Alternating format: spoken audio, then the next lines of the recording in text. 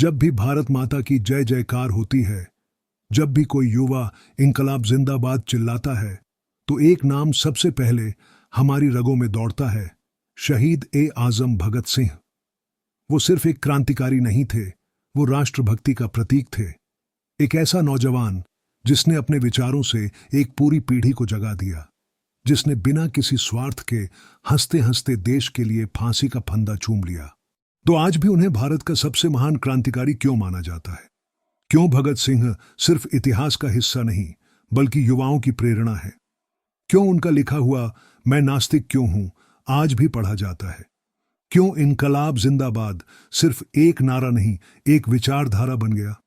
इस वीडियो में हम जानेंगे भगत सिंह का बचपन और उनके विचारों की नींव, उनका क्रांतिकारी जीवन और संगठन, लाला लाजपत राय की हत्या के बाद लिया गया बदला, असेंबली बम कांड और जेल में भूख हड़ताल, उनका लेखन और वैचारिक गहराई, और अंत में वो अमर बलिदान जिसने उन्हें अमर बना दिया। तो आइए डुबकी लगाते हैं उस क्रांतिकारी की जीवन गाथा में, जिसने मौत को भी मात दे दी, भगत सिंह। साल था 1907, तारीख थी 28 सितंबर। पंजाब के लायलपुर जिले के बंगा गांव में एक बच्चे ने जन्म लिया, जिसे खुद समय ने क्रांति के लिए चुना था। उस बच्चे का नाम रखा गया भगत सिंह। ये कोई साधारण परिवार नहीं था, ये था एक देशभक्त सिख परिवार, जहां आजादी की बातें रोटियों के साथ परोसी जाती थीं, जहां बच्चों को ललबाई नहीं, क्रांति की कहानियां सुनाई जाती थीं। भगत सिंह के पिता सरदार किशन सिंह और चाचा सरदार अजीत सिंह दोनों ही स्वतंत्रता आंदोलन के सक्रिय सिपाही थे। उनका घर अंग्रेजी हुकूमत के लिए हमेशा आंख की किरकिरी बना रहा। भगत सिंह की शिक्षा गांव के स्कूल में शुरू हुई, लेकिन उनका असली स्कूल था भारत की जमीन, जहां वो हर दिन सीखते थे कि आजादी क्या होती है और गुलामी कैसी लगती है। फिर आया वो दिन, 13 अप्रैल 1919, जलियांवाला बाग हत्याकांड। अमृतसर की जमीन खून से लाल हो गई। हजारों निहत थे लोगों पर जनरल डायर ने गोलियां चलवाईं। नरसंहार ने पूरे देश को झकझोर दिया, और उस मासूम से बच्चे 12 वर्षीय भगत सिंह को भी। वो अमृतसर गया, उस पवित्र जमीन से खून से सनी मिट्टी उठाकर लाया और अपने पास संभाल कर रख ली। तब किसी ने नहीं जाना कि वो बच्चा, जिसकी आंखों में आंसू नहीं आग थी, वो एक दिन इनकलाब जिंदाबाद का नारा बन जाएगा। भगत सिंह का बचपन क्रांति की लहरों में ही बीता था, पर अब वो बड़ा हो रहा था और उसके विचार भी। साल 1920 में महात्मा गांधी ने शुरू किया असहयोग आंदोलन। देश भर में हलचल मच गई। भगत सिंह भी इस आंदोलन से प्रभावित हुआ। स्कूल छोड़ दिया, ब्रिटिश किताबें जला दी, विदेशी कपड़ों का बहिष्कार किया। उसे लगने लगा था कि यही रास्ता भारत को आजादी दिलाएगा। पर 1922 में चौरी चौरा कांड हुआ। भीड़ ने एक थाने में आग लगा दी, पुलिस वाले मारे गए। गांधी जी ने आंदोलन वापस ले लिया। भगत सिंह टूट गया। उसे लगा कि अहिंसा का रास्ता एक सीमा तक ही कारगर है। अब उसे चाहिए था क्रांति का रास्ता। 1924 में लाहौर में उसने एक संगठन की स्थापना की, नौजवान भारत सभा। यह संगठन युवाओं में देशभक्ति की भावना जगाने और क्रांतिकारी चेतना फैलाने का काम करता था। इस बीच भगत सिंह गहराई से पढ़ने लगा, मार्क्स, लेनिन, टॉलस्टॉय और भगवती चरण वोहरा जैसे विचारकों को। वो अब समझ चुका था कि सिर्फ सत्ता परिवर्तन नहीं, समाज का ढांचा बदलना भी जरूरी है। उसका झुकाव अब साम्यवाद और समाजवाद की ओर होने लगा था। वो चाहता था एक ऐसा भारत जहां कोई अमीर गरीब ना हो, जहां हर इंसान को बराबरी का अधिकार मिले। वो अब सिर्फ एक क्रांतिकारी नहीं, एक विचारक, एक लेखक और एक वैचारिक योद्धा बन चुका था। उसने कीर्ति और अकाली जैसे क्रांतिकारी पत्रों में लेख लिखे। इन लेखों के जरिए वो युवाओं से सवाल पूछता था, क्या तुम आजादी चाहते हो या सिर्फ अंग्रेजों से छुटकारा? वो कलम से क्रांति की नींव रख रहा था, क्योंकि उसे पता था कि असली युद्ध बंदूक से नहीं, विचारों से जीता जाता है। अब भगत सिंह केवल विचार नहीं, कर्म बन चुका था। साल था 1928। ब्रिटिश सरकार ने साइमन कमीशन भेजा, जिसमें एक भी भारतीय नहीं था। साइमन गो बैक के नारे देश भर में गूंजने लगे। लाहौर में इस विरोध प्रदर्शन का नेतृत्व किया पंजाब केसरी लाला लाजपत राय ने। 30 अक्टूबर 1928 को लाहौर रेलवे स्टेशन के बाहर शांतिपूर्ण विरोध कर रही भीड़ पर ब्रिटिश पुलिस अधीक्षक स्कॉट के आदेश पर लाठीचार्ज किया गया। लालाजी गंभीर रूप से घायल हुए और कुछ दिनों बाद उनका निधन हो गया।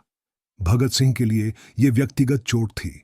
उसने कसम खाई, लालाजी की मौत का बदला जरूर लिया जाएगा।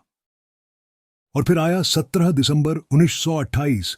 भगत सिंह, राजगुरु और सुखदेव ने मिलकर सैंडर्स नाम के ब्रिटिश पुलिस अधिकारी को गोली मार दी। हालांकि उनका निशाना स्कॉट था, लेकिन गलती से सैंडर्स मारा गया। इसके बाद भगत सिंह फरार हो गया और पहचान छुपाकर बना राम मोहम्मद आजाद, एक ऐसा नाम जो हिंदू, मुस्लिम और सिख एकता का प्रतीक था। लेकिन भगत सिंह का उद्देश्य केवल बदला लेना नहीं था, उसे पूरे देश का ध्यान जगाना था। 8 अप्रैल 1929 दिल्ली की केंद्रीय असेंबली में भगत सिंह और बटुकेश्वर दत्त ने फेंका बम। लेकिन बम ऐसे फेंका गया कि किसी को जान से नुकसान ना पहुंचे। उनका उद्देश्य साफ था, सरकार बाहरी हो चुकी है, उसे सुनाने के लिए धमाके करने पड़ते हैं। बम फेंकने के बाद दोनों ने भागने की कोशिश नहीं की, वो वहीं खड़े रहे, पुस्तकें पढ़ते हुए, इनकलाब जिंदाबाद के नारे लगाते हुए, और खुद को गिरफ्तार करवा दिया। शुरू हुआ मुकदमा जिसने पूरे देश को हिलाकर रख दिया। अदालत में भगत सिंह ने साफ कहा, हम हिंसा में विश्वास नहीं रखते, हमारा उद्देश्य अंग्रेजी साम्राज्य को झकझोरना था ताकि देश जागे। भगत सिंह अब जेल में था, लेकिन वो कैद होकर भी सबसे अधिक स्वतंत्र हो चुका था। अब उसकी लड़ाई सिर्फ ब्रिटिश सरकार से नहीं थी, बल्कि कैदियों के अधिकार के लिए भी थी। जेल में भारतीय कैदियों को अंग्रेज कैदियों से कम खाना मिलता, घटिया वस्त्र दिए जाते और उनसे जबरन काम करवाया जाता। भगत सिंह ने भूख हड़ताल शुरू कर दी और फिर शुरू हुई देश की सबसे लंबी भूख हड़तालों में से एक। लगभग 116 दिन तक उनका शरीर कमजोर पड़ गया, लेकिन इरादा और मजबूत होता गया। उनका एक ही नारा था, हम राजनीतिक कैदी हैं, हमें हमारा अधिकार दो।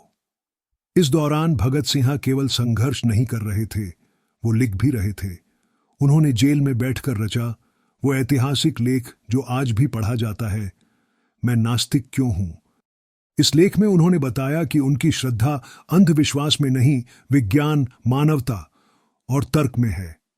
भगत सिंह किसी धर्म या मजहब के विरोधी नहीं थे, वो उस धर्म के विरोधी थे जो भेदभाव, जातिवाद और अंधश्रद्धा को बढ़ावा दे। वो कहते थे, मुझे धर्म से नहीं, इंसानियत से प्रेम है। मैं वो भारत चाहता हूं जहां सभी को बराबरी मिले। उनकी विचारधारा साफ थी, समाजवाद, धर्मनिरपेक्षता और न्याय। उनकी सोच थी, क्रांति का मतलब केवल बम और पिस्तौल नहीं होता, क्रांति का मतलब है समाज की जड़ता को तोड़ना और नया न्यायपूर्ण भारत बनाना। अब वो घड़ी आ चुकी थी जिसने एक इंसान को अमर बना दिया। 23 मार्च 1931 रात के करीब 7:30 पर लाहौर सेंट्रल जेल के भीतर एक अंधेरी कोठरी में 3 नौजवान हंसते हुए मौत का स्वागत कर रहे थे। भगत सिंह, सुखदेव और राजगुरु, तीनों को फांसी दी गई, लेकिन अंतिम समय में भी भगत सिंह के चेहरे पर मुस्कान थी।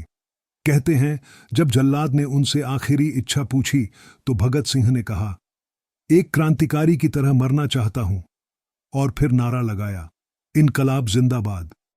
वो तीनों हंसते हुए फांसी के फंदे पर झूल गए, जैसे कोई कर्तव्य पूरा किया हो। ब्रिटिश सरकार को डर था कि अगर उनका अंतिम संस्कार सार्वजनिक रूप से हुआ तो पूरा देश विद्रोह कर देगा। इसलिए गुपचुप तरीके से उनके शवों को फिरोजपुर के पास सतलुज नदी किनारे ले जाया गया। रात में ही जलाया गया और राख बहा दी गई। लेकिन क्या भगत सिंह मरे? नहीं, वो अमर हो गए। आज भी जब कोई युवा बदलाव की बात करता है, जब कोई अन्याय के खिलाफ आवाज उठाता है, तो वहां भगत सिंह की आत्मा बोलती है। उनका जीवन एक किताब है जिसे हर पीढ़ी को पढ़ना चाहिए। उनकी विरासत कोई स्मारक नहीं, वो विचार हैं, चेतना है, आग है। आखिर में भगत सिंह का ये कथन हमेशा याद रखें, जो व्यक्ति अपने जीवन के उद्देश्य के लिए नहीं जीता, उसका जीना व्यर्थ है। भगत सिंह शहीद हो गए, लेकिन मरे नहीं। वो आज भी जिंदा हैं, हर उस युवा के दिल में जो अन्याय के खिलाफ आवाज उठाता है, हर उस छात्र की आंखों में जो बदलाव चाहता है। उनकी सोच आज भी क्रांति की लौ बनकर जल रही है, क्योंकि उनकी क्रांति केवल सत्ता पलटने की नहीं थी, बल्कि सोच बदलने की थी।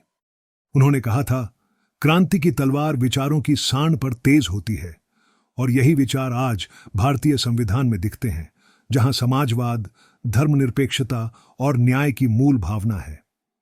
भगत सिंह चाहते थे कि भारत एक ऐसा देश बने जहां कोई भूखा न सोए, जहां सबको बराबरी मिले, बिना जाति, धर्म या धन के भेदभाव के। आज जब हम धर्मनिरपेक्ष भारत की बात करते हैं, युवा शक्ति की ताकत की बात करते हैं, सामाजिक न्याय और समानता की बात करते हैं, तो उसमें भगत सिंह की ही आत्मा बोलती है।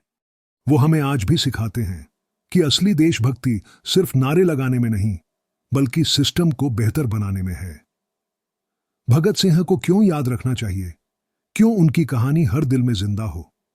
क्योंकि वो सिर्फ एक क्रांतिकारी नहीं थे, बल्कि विचारों के वीर थे। उनके विचार आज भी प्रासंगिक हैं, समानता, न्याय और स्वतंत्रता के लिए। उन्होंने सिखाया कि सच्ची क्रांति दिल से होती है, जहां हर युवा अपने अधिकारों और कर्तव्यों को समझे। उनकी जिंदगी युवाओं के लिए एक प्रेरणा है कि बिना डरे, बिना थके अपने सपनों और आदर्शों के लिए लड़ो। और इनकलाब जिंदाबाद का असली मतलब है बदलाव जिंदाबाद, ना कि सिर्फ शोर मचाना। यह बदलाव हो सकता है अपने विचारों में, अपने कर्मों में और अपने समाज में। तो आइए हम सब मिलकर ये वादा करें कि हम भगत सिंह के सपनों को जिंदा रखेंगे और उस भारत का निर्माण करेंगे जिसका उन्होंने स्वप्न देखा था। इनकलाब जिंदाबाद, शहीद भगत सिंह अमर रहें।